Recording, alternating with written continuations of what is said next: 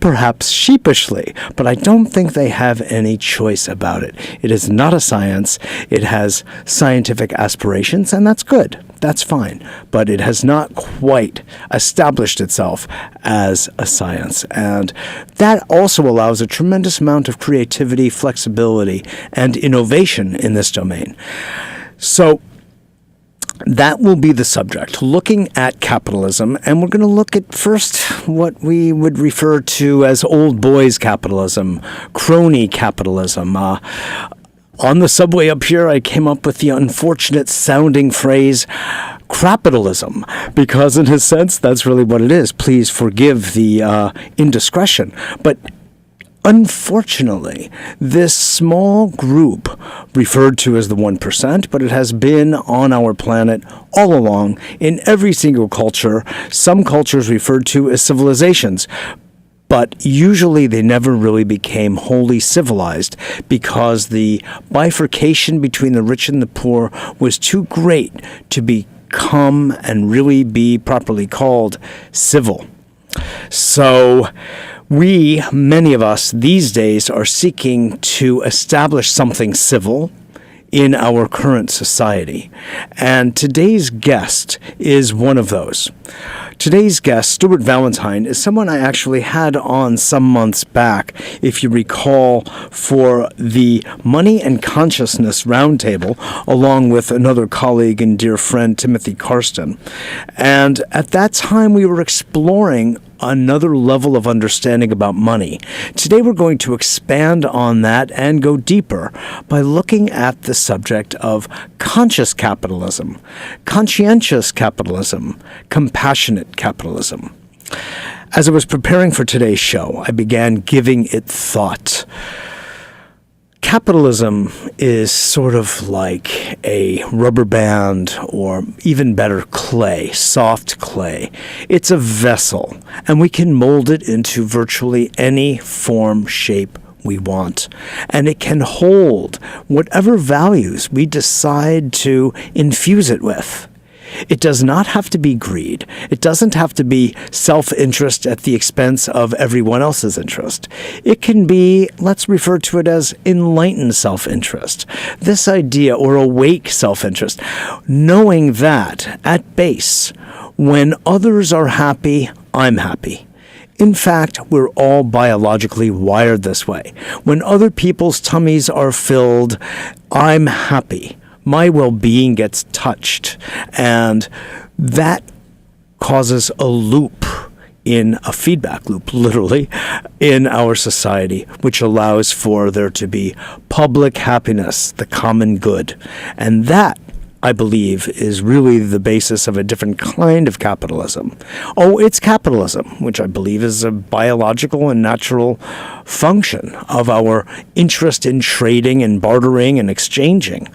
No problem with that. It's what are the values in which we infuse that vessel.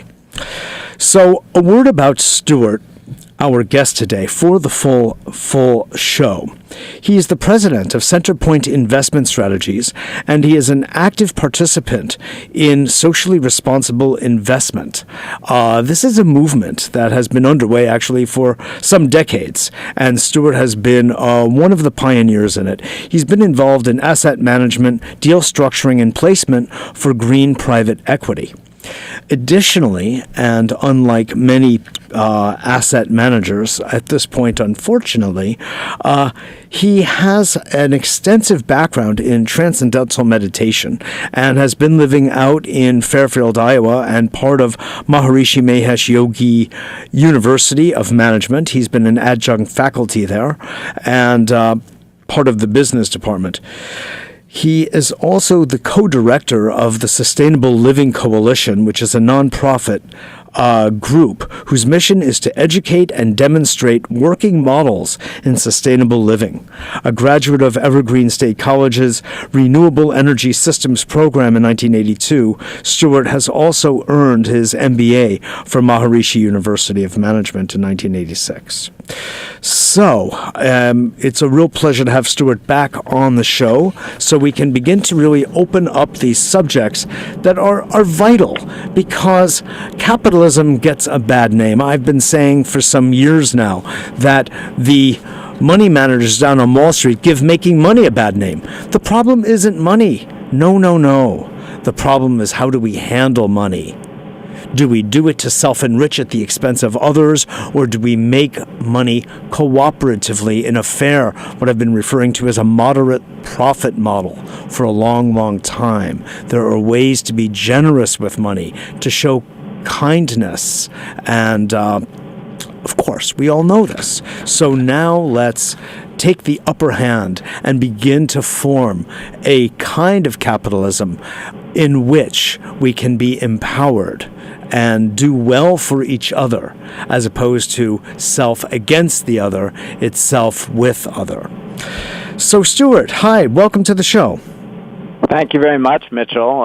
That was one heck of a cool introduction, man. It's like it's almost like you tilled the garden very well. I mean, it's pretty easy to plant seeds in what you just laid out. Thank you. Wonderful, absolutely. Well, you're a good farmer, so we're going to be on track here. I want to open up with just telling everyone that this past weekend, as a host of a MoveOn.org party at my place in New York City, I hosted a party where we screened the award-winning, Academy Award-winning Best Documentary last year called Inside Job. And if you haven't seen it, you ought to, because it really lays out who's got their hands on the levers of our money-making society. And it's really important, because if you want to fix the problem, you've got to have a proper diagnosis. Or it helps, I'll put it that way, it helps. So on today's show with Stuart, we're going to look at the analysis, the diagnosis, and then we're going to offer remedies and solutions. So with that said, Stuart, you know where we're going. And actually that's a really good introduction, because in terms of kind of the model that we, I think, are stepping into, it's really good to start at the level of the existing paradigm, if you will. Exactly. And kind of reverse engineer how we got here. That's right. Because, as you point out, capitalism is a vessel that functions according to the values in which we infuse into it. And, capitalism as it's being expressed today and how we've experienced it in the last, we'll call it the post-Lehman Brothers era, is very far adrift from the practices of the past. The mythology or the stories about what capitalism are very different than how we're actually practicing it. That's correct. And, I think the best way I try to distill down a diagnosis of the paradigm about how we got here is that capitalism, much like our entire society, was caught up and has been and is still caught up in what I would call the paradigm of scientific reductionism. We became incredibly, and are, this society is incredibly efficient in the allocation of capital. The levers and mechanisms that allow for a just-in-time delivery system, for example, of component parts, and similarly... That's like emergency medicine. Correct. Yeah. It's really astounding, actually, and to the credit of the financial engineers of the last 40 years, the degree, the efficiency by which money can move around the planet and is allocated. But when we start to actually ask the design questions, is that really the ultimate goal? Is that really wise to design for efficiency only at the expense of resiliency? And here we fall back on what I think is the emerging paradigm that I've been involved in through the lens of socially responsible investing, which is, if we want to create lasting and durable, sustainable economy, what the forefathers of economic theory, the Adam Smiths of the world, even Lord Maynard Keynes wrote extensively about the era in which economy evolves into what they described as a steady state economy. Steady state is not a monotone, boring place. It's very dynamic, much like a climactic forest. And it's like homeostatic in the body. It's totally biodynamic. It's very just, it doesn't have to hit peaks and lows to be dynamic. And it doesn't have to voraciously consume inputs and produce unusable waste as an output, right? Excellent. Yep. That waste pile is a reflection of the lack of sustainability. Mother Nature doesn't do waste. Everything that she puts through the process pipe ends up being used and taken up by another species. So, which means today we do have an entire movement, as you well know, Stuart, called zero waste. And all we're doing is another thing that's very popular these days called biomimicry, which means we continue to mimic the ways of nature, which is, of course, what Lao Tzu was talking about when he wrote the Tao Te Ching, or spoke it, I should say, as a poem, in 600 BC. Well, we've had a rather radical 20th century detour into this reductionist paradigm when you think about it. Yes. And just in terms of understanding, how did we get here? How did we create such incredible efficiency, but we've also created a very brittle global economy along the way, which we witnessed.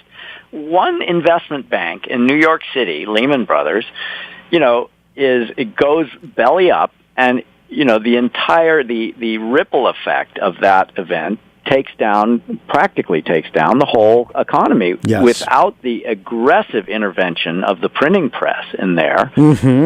God knows what kind of world we'd be in today. Yes.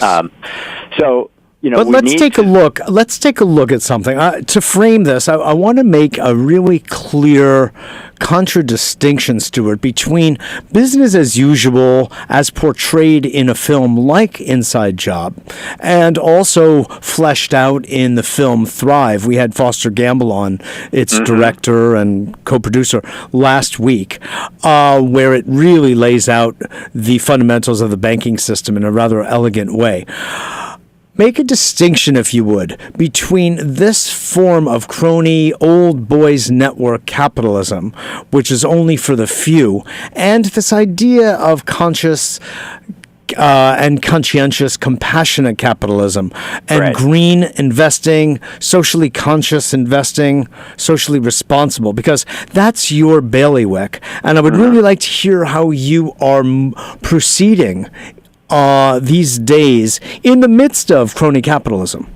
Yeah, very good question. Well, the distinction I would make is really the modern context is that we've been on a design framework that was really very artfully put forth by Reagan as a trickle-down economic growth model. And that has evolved into what we might call crony capitalism, and it's not serving Main Street. So the work that I do in the area of socially responsible investing, known as SRI, is to look for. I need to make a distinction here. There's publicly traded companies on the New York Stock Exchange or NASDAQ that have very strong green attributes, and we can buy and sell stocks of those kinds of companies. That we also are able to look for private investment opportunities in the rising stars of the green economy that are really capturing the heart and soul and spirit of the socially responsible investment proposition. And I refer to that underlying movement. I indeed think it is rather a revolution in values that is being put forth by society, and not just in the United States. And so I tongue-in-cheek, but I think it's accurate, refer to this as a trickle-up economic revolution built on principles that we learn from biomimicry, and we learn from human nature rather than a reductionist science approach to economics. A materialistic reductionism. Right. Yeah. And what we witnessed in the post-Lehman Brothers era is the utter failure of what I would say philosophy, and it was very well presented in the Inside Job, the individuals that were working the levers of finance and commerce, in my estimation, have devolved. People who are listening to this, I am not indicting the whole financial industry by any means. I know that there are very good people working at all levels of Wall Street and finance. But if I could make a generalization, that by and large, the Wall Street economy has devolved into what I call a get mine and get out kind of philosophy. Right. Because I have had numerous conversations with people on the inside who really do not feel good about the net effects of their actions, but who have been highly trained to perform certain functions within the overall design. Right? Like a well-trained monkey. That's right, and the overall ethos of that was get mine and get out, and then go do something good for the world. But the reality is, the means don't justify the ends. You cannot extract yourself, and the socially responsible investment movement. And the ends don't justify the means. Yeah, that's right. It's a recognition that our money is creative in the marketplace. Yes, right, and there is. That's a very vital point, by the way, a very vital point. Money as energy is a living creature, if you will, that expands when it's placed in places. Well, I'll get philosophical on you, but I really think it is an extension of our energy, whether we generated that surplus ourselves or our family legacy provided that to us. It has a tremendous amount of latent creative power. Yes. And the paradigm shift that we're going through, in my view, surrounding this idea of SRI, is that individuals aligned with their core life purpose, their core what I call destiny path around their money, have a very important role to play in seeding that soil we talked about at the outset, seeding a world that they actually are inspired about. Much different is the experience around money when you are invested in alignment with what you really care about and are excited about, compared to handing that money over to a somewhat faceless institution that runs your money for the express purpose of delivering a return, but nothing beyond that return on investment. In other words, it's a very linear result. It's arm's length. It's institutional. You have no idea. The money is basically put into a black box and spits out 10% at year's end. And also think of the embedded sort of message in that machine, where your 401k is, you have not a clue how that money is being invested. That's right? my point. The implicit message is this institutional brain trust knows more about your well-being and your purpose in life and than you do. Yes, exactly. You give over that power. So in exchange for a return on investment, you've given up the creative juice that is largely responsible for a sense of happiness and fulfillment. That's very nicely put. And you might be supporting dictators around the world, military actions, arms dealing, drug dealing, human trafficking. You have no idea what you're actually supporting, especially these days. And it could be completely contrary to your own, as you're saying, set of values. What? Right, and this is where, this realm of passion and purpose, of what we might call destiny path, you can think of it going back to that tilled soil that you presented us, where the core level of fulfillment comes from is actually, it's totally on the inside. It's an experiential quality that currently is largely disconnected with our money. So and the idea does it make... behind... Yeah, please go on. Well, the idea behind this socially responsible investment, quote-unquote, movement, as I see it, this is my mission within the role that I play, is to help people, connect that root system of their very being, of who they are, up through their belief systems, up through their values, out into the branches of investments that reflect all the way back to the roots. Yes. Right? That's life in integrity. Yes. Right? That is, because this money, if you accept my sort of more esoteric definition, this money is an extension of your personal energy. Sure. Right? Sure. So why not get in alignment with that and create a healthy, what I call the true wealth experience out of this tree? Now, rate of return, growth on your capital, is part of a healthy ecosystem. Look at a tree in a forest. It has a growth rate, right? Yes. So growth of that money, I think, is right and consistent with the nature of life.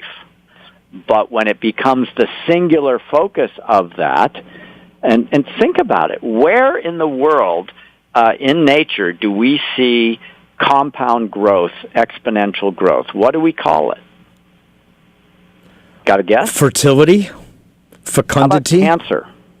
Oh, that kind of growth. Okay, yeah, right. Unbridled growth in an Yes. isolated way that doesn't have feedback loops, that doesn't know how to Yes. process its own waste. Okay. That kind of growth actually is damaging to life. Indeed. And I think if we look around at the It's growth ecological gone wild, is what you're saying. Yeah. Right. So we, in our reductionist paradigm in the last couple of hundred years, we have become really good at generating debt-based growth that has had some fairly, if you look at the broad-based consequences, there's been a lot of improvement in quality of life for humans. But look at the ecosystem markers around us that are showing some rather serious declines, right, in the ecosystem services that support human life on this planet. So we've got to come in and take the reins of this as individuals and support our individual development and take responsibility for mitigating the impact of that growth for growth's sake and start rechanneling that investment capital in a more, what I'll call, whole systems approach to capitalism. This is why we call it conscious capitalism, where individuals are actually stepping into a self-responsibility around the deployment of their capital to grow a world, and to use the words of Charles Eisenstein, who I really recommend, if you can get him to follow up this interview. He wrote a book called Sacred Economics, and he coined a term that I think is just going viral, which is to deploy that capital to create the more beautiful world in our hearts we all know is possible. Yes. We know that we are underperforming the potential of our human capacity because we've been cut off from that heart quality in relationship to money and economy. Yes. And what you're really talking about is humanizing the entire experience of engaging in money and economy. And this has been very obviously deleted from the conversation about money. Money is discussed as having a single bottom line, and money, as you were quoting earlier today, according to Milton Friedman, is about the business of making money. As flat line. And this, unfortunately, leaves out the holistic reality of a human being. It's linear, whereas life is spherical and circular. And we have to connect the dots. Could you speak, first of all, let me let everyone know that we are spending the hour with Stuart Valentine, who is an asset manager and one of the pioneers in socially responsible investments and conscious and compassionate capitalism. This notion that we can shape our capitalism according to our values: humane, ecological, environmental, sensitive, sharing with the many, not just the few. We're on Progressive Radio Network. This is Mitchell J. Rabin for a Better World, and we're exploring how to humanize economics. And as I was saying to everyone at the beginning of the show, hosted a screening, I should say, Inside Job from MoveOn.org this past weekend, and we had a really nice turnout of it was really wonderful. We had a couple of young law students from Cardozo who one of them said, if I could spend my entire profession suing Monsanto, I would, and I laughed. And, on one hand, the energy is great because they feel passionate about what they're doing and setting the world aright, pulling it away from this linear mode of self versus other instead of a nonlinear mode of self and other. What I'd like to ask you, Stuart, as you venture forward with Centerpoint and the work you do with the clients you have in relative to the larger community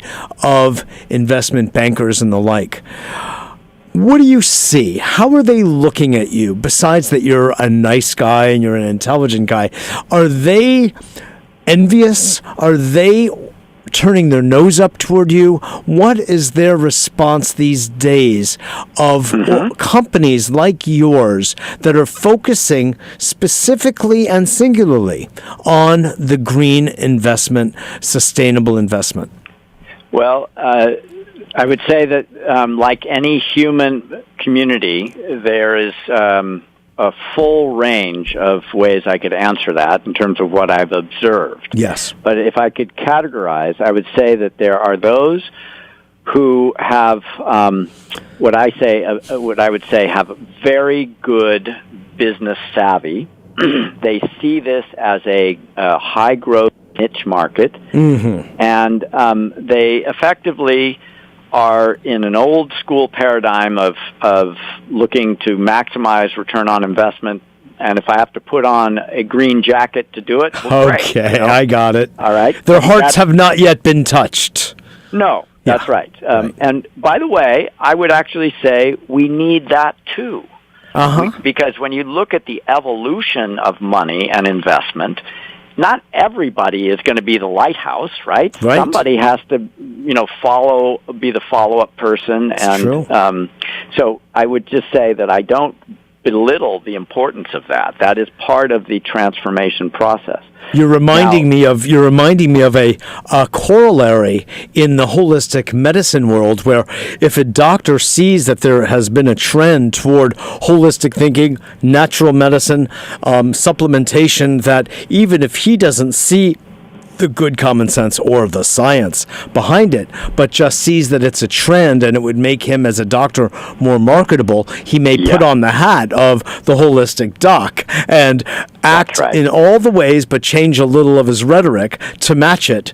But he's really just in it for the almighty buck, as an example. But you know what? As long as he's giving, and I had trouble with that for a while, and then I said, forget your trouble. The thing is, the guy is giving supplements and natural herbs and remedies instead of pharmaceutical agents. He's already doing good, even though he's not wholly inwardly aligned yet, spiritually, with what it is he's doing. So you've got to take people for where they are. I really, one of the things about what we all need to give up is this idea that there is an enemy out there. I mean, I have a hard time believing that there are people who get out of bed in the world, just gloating over the kind of evil they want to do that day against other people.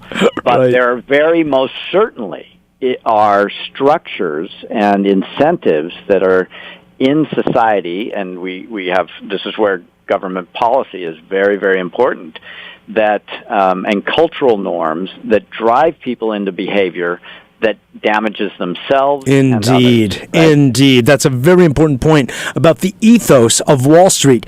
As you said, you've known people on the inside there who feel awful. Now, most of them are probably not returning those bonuses, but internally they have enough of a conscience where they realize it's wrong, but it's sort of like being in a football high school locker room where somebody is bullying this younger guy, and it's not right, and you don't feel good about it, and you don't you may not have the chutzpah, I'll call it, to stand up to the big, the tough guy, but you feel awful about what it is that's going on. That's how I think of Wall Street, and it's really the top dogs, and Inside Job makes it rather clear. It really is the top dogs who are allowing this to go on. They're the ones fomenting it, and there are a lot of soldiers in the institutions that are suffering a lot of the brunt of it.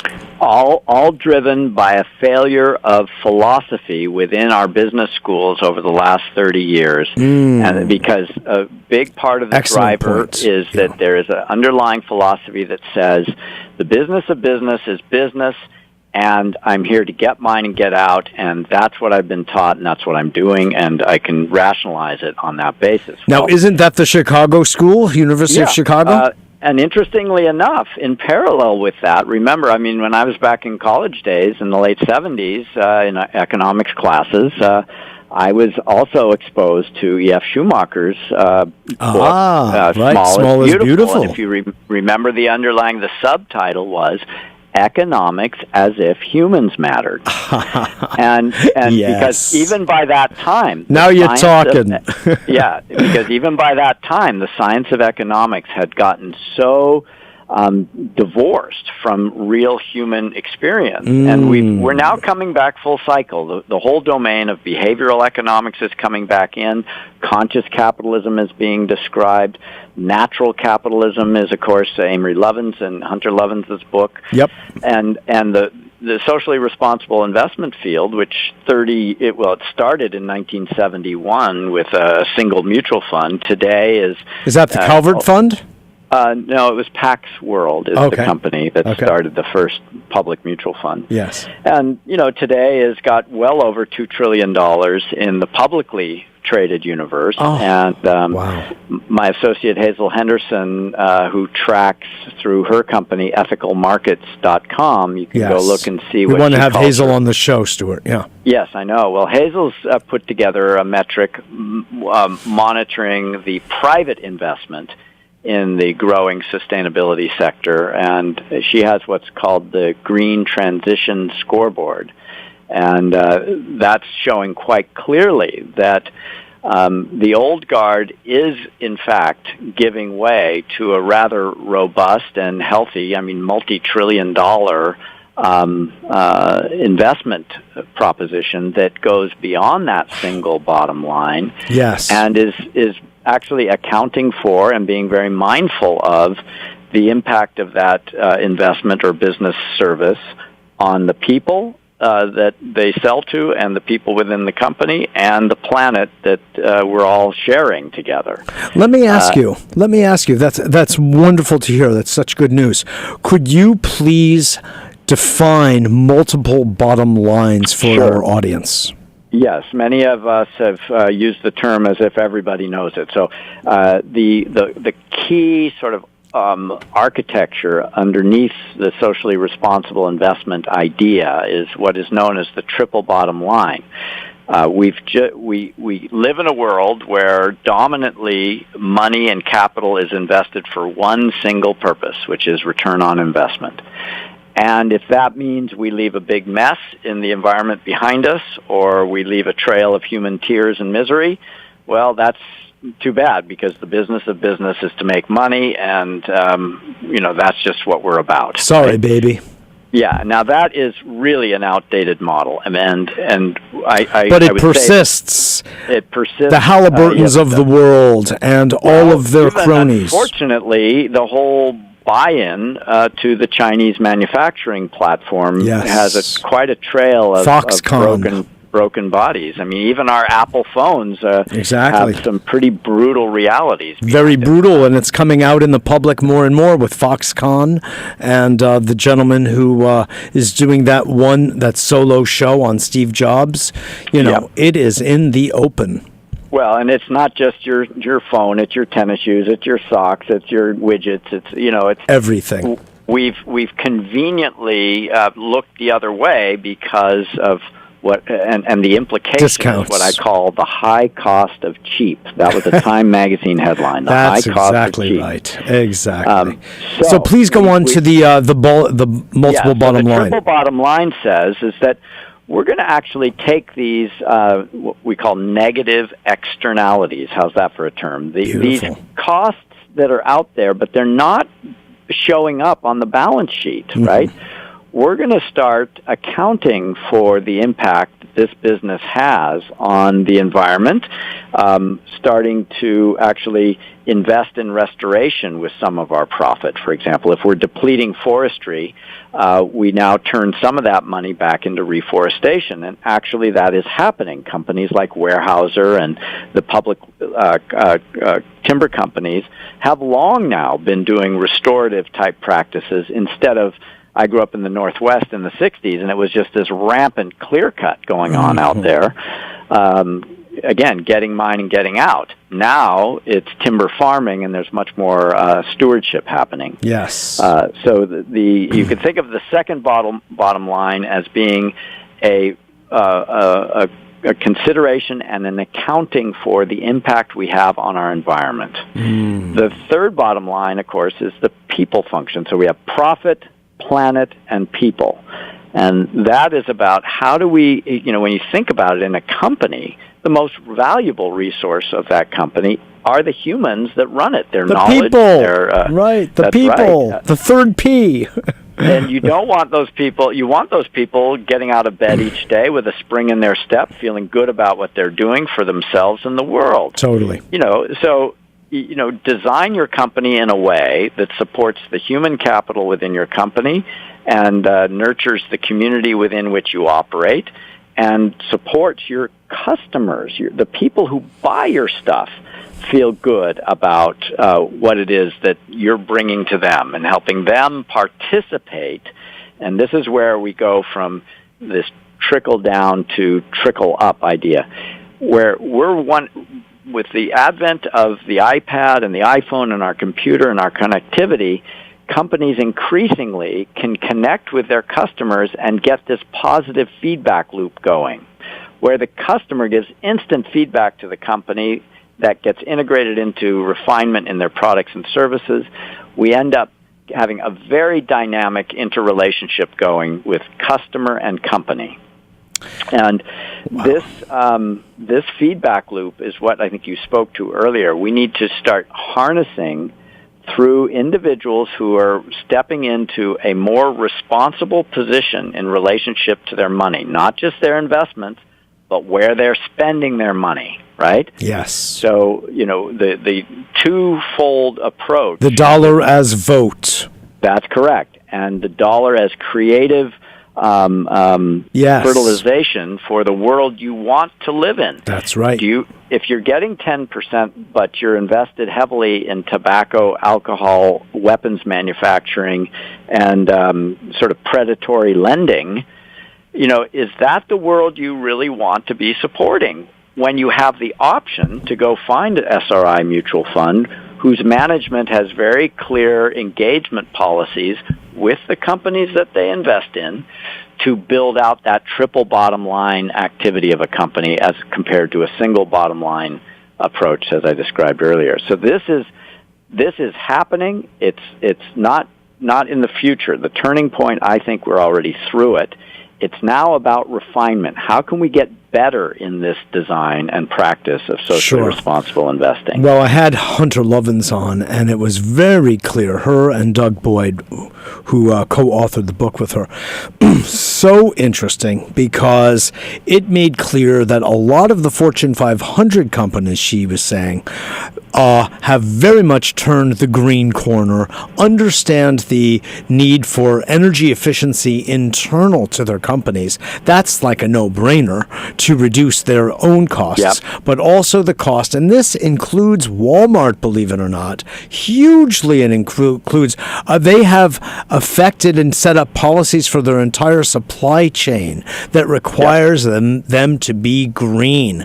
People have no clue, actually, the number of green, socially conscious and responsible steps that a lot of our Fortune 500 companies have taken. Now, they are not usually talking about it because I think they still appreciate the old dinosaur, old paradigm appearance. But some of them have begun to upgrade, and it's not even greenwashing. It's really the real thing, which I'm very pleased about. Thing. And this is where I think we all have to remind ourselves whenever we have this impulse to point fingers, is that these individuals in the management position of Walmart or DuPont or, GE, they have kids too. They see the writing on the wall. They feel it in the gut when they see the symptoms going on. Exactly.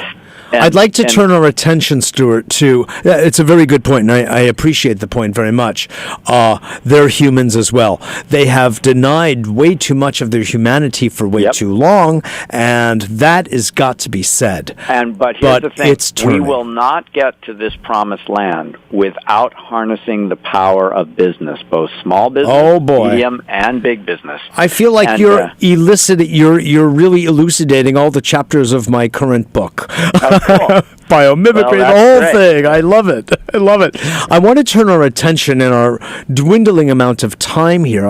It's because we're having so much fun. Is the interface of the body politic with business. This is a very treacherous interface that has sunk our ship. We have a president who utterly eviscerated the Constitution, the standing document of our country that defined its purpose, values, and mission in one stroke of the pen on New Year's Eve with the NDAA, the National Defense Authorization Act, in which he basically took on the authority. The authority was given to him to identify any individual that he would think is a terrorist or somehow even the language says belligerent to the state. And that person could be indefinitely detained without lawyer, without due process, never potentially to be seen of or heard of again. Now, how can you have a green growing economy, the wisdom and the heart of compassionate capitalism, when we have a Congress that has been wholly bought off by the old paradigm and the banking industry? Well, the answer is, unfortunately, is we can't. And so as the rise of this conscious capitalism comes into visible maturity, more maturity, yes, you're also going to see the shadow of that attempting to hold on to the vestige of the old status quo. It's always been the last gasp in human history, right? And this time around, I think the underlying dynamic is similar. The tools are different with the advent of the internet and the communication system we live in. My hope here is that the advent of tyranny, if you will, what you're describing is a step towards more tyranny, as we would define it. Oh, yes. It is the definition of tyranny. That's right. And I'm going to speak something that is hard for me to say because I wish it was different, but I think the underlying truth of the matter is we get the government we deserve. And so, frankly, the fact that we even have gone this far down the road with the Patriot Act and all this stuff that has come out in the last 10 years is a reflection of who we are as a collective society, that each of us need to step into 100% responsibility around this, not as victim, but as participant, right? So there's never been a time in human history when it is easier for your voice to be heard and for you to engage in public dialogue in that body politic, whether it's MoveOn.org or if you're on the right wing of the spectrum, whatever it is, there are plug-in points. Blogs, chat rooms, forums. And the only way, we have the choice here. Unfortunately, this has been true for at least the last 10 years since this whole 9/11 experience, et cetera. We do have the choice of investing our time through engagement today on the hope that we will mitigate and proactively steer the ship in the direction of liberty and freedom and choice, or, if history is any guide, the longer a population stays asleep and disengaged with their government, the government's natural tendency will be to encroach on those freedoms, right? Yes. Until it becomes so burdensome that you have, some form of revolution, some form of upheaval, et cetera. Yes. And America, at this point, in my opinion, we are late in this calling to action, late in this call to action. And, unfortunately, it's a function of being very, very comfortable materially. Exactly. I call it, Stuart, the pathology of affluence. It has created a society of complacency, of not only laziness, of lethargy. And it's just like we have a lazy society in so many ways. This is and where I feel, conversely, I feel quite a call to action around this. I feel there is now. There is now. It's like after you've been sleeping for 14 hours, then eventually you wake up and go, oh my God, the world is different. I better do something.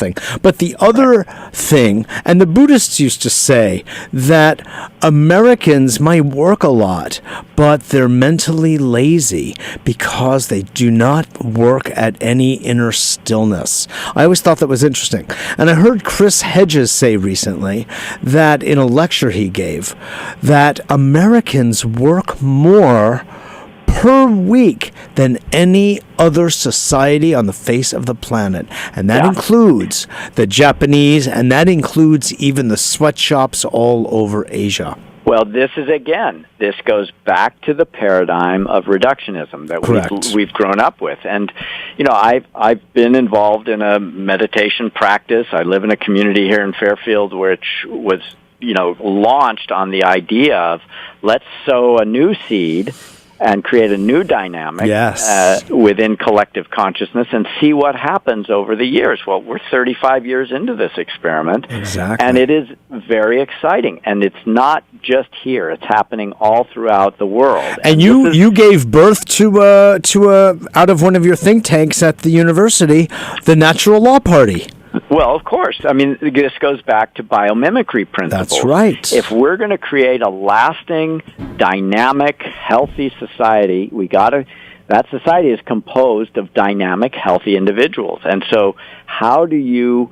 a healthy individual is not just a brainiac who's running 20 hours a day on the mental sphere. Right, it's somebody who's got integration with heart and mind and a spiritual cultivation of consciousness, something that's cultivating capacity within themselves to, again, draw out that sense of what am I here for? What is my purpose? We all have it. We all have that innate direction in our life. We chose this life, in my opinion, to accomplish something. And so that's the value of that silence, that stillness. God, yes. Within stillness it's not flat. It's utterly dynamic, and it informs the step of action that you take out in the world. Indeed. So when we talk about conscious capitalism, Mitchell, this is the secret sauce. How do individuals that are listening to this show and their community that they work within, how do you wake up to that quality in your life? Because that is where fulfillment lives. It's not, at the end of the day, when you're on your deathbed, are you going to sit there and say, "Geez, man, I made it to $2.37 million. Yay!"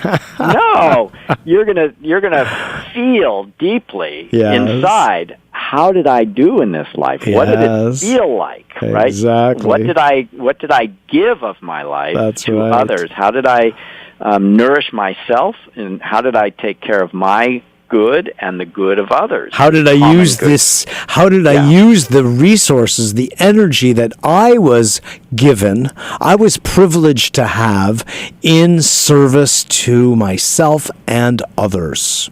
And here's where, again, I'm going to work with you to get Charles Eisenstein on this radio show, because he has really, really launched a vital conversation around this. Sure. And what I keep thinking about is what we desperately need as we come out of a long reductionist paradigm and as we move into this whole systems paradigm. We need a new storytelling. Very true. We need individuals a new narrative. And a new narrative, new authorities that can step up and start that clump of clay you talked about. Yes. This is exactly what we're doing. We're rebuilding Hallelujah. the story. Absolutely true. Before we sign off, I do want to ask you one question that I wanted to get earlier before you started to wax so elegant and poetic, which I totally appreciate. And getting into the tree of wealth, which is also related to the tree of life. But I have a practical question I'd like to ask you also, because this is a question that also always, is on the tips of people's minds, of investors' minds. If I go green, am I going to make the same financial return? Oh, I understand that there are multiple bottom lines, and I will have the pleasure and the joy of those. But will I also be sacrificing the dollar return on investment? Well, here's where I would say beware statistical analysis. I can give you an answer that says socially responsible investing outperforms. In fact, the founder of our company, Progressive Asset Management, Peter Camejo, God bless his soul, he passed away a couple of years ago, but he wrote a book by that title, Why SRI Outperforms. Yes. There is a lot of good data that suggests when a company takes care of their human capital and is a good steward to their environmental supply chain, they do better in the marketplace because they don't tend to get sued by pissed-off employees, and they don't tend to get fined by the Environmental Protection Agency. Exactly. Right? Stuart, I want to thank you. We're out of time. Your last word.